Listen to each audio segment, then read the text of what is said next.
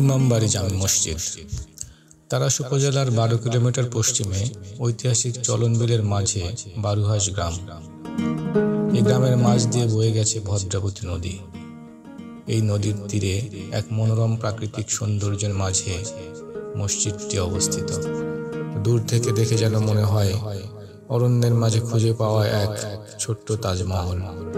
মসজিদটির নির্মাণকাল এবং নির্মাতা সম্পর্কে কোনো তথ্য উদ্ঘাটন করা সম্ভব হয়নি। কথিত আছে 1800 শতাব্দীর প্রথম দিকে দেলোয়ার হোসেন খান চৌধুরী মসজিদটি প্রথম সংস্কার করেন। সেই থেকে মসজিদটি চৌধুরীপাড়া মসজিদ নামে পরিচিতি অর্জন করে। এরপর কেটে যায় আরও দীর্ঘ সময়। সংস্কারের অভাবে মসজিদটি কালো বর্ণের রং ধারণ করে।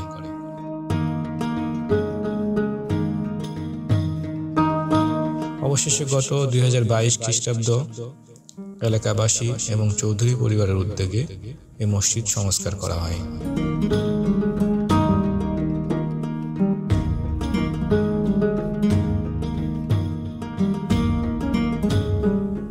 মসজিদটি 2 কাতার এবং 3 গম্বুজ বিশিষ্ট।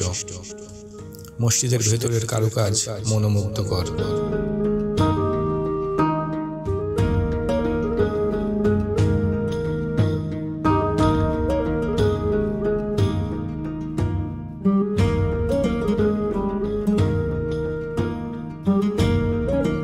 বাহিরের সৌন্দর্য এবং নির্মাণ কৌশলী অনেকটা মুঘল আমলের নির্মাণ সাদৃশ্য।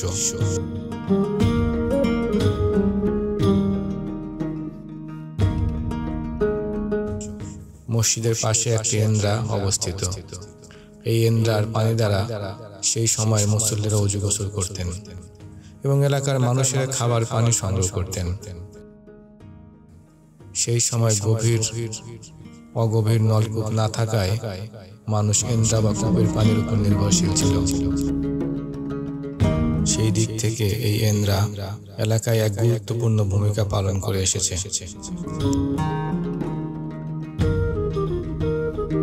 এই মসজিদের বর্তমান 5 ওয়াক্ত নামাজ আদায় করা হয় এবং শুক্রবারে জুমার নামাজ আদায় হয়।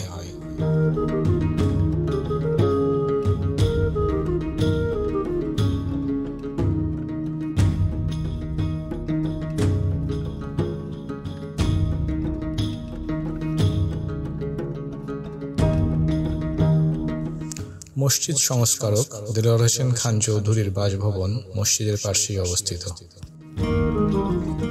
এটা চৌধুরী বাড়ি নামে পরিচিত। এই পরিবারের অধিকাংশ সদস্যই এখন শহরমুখী।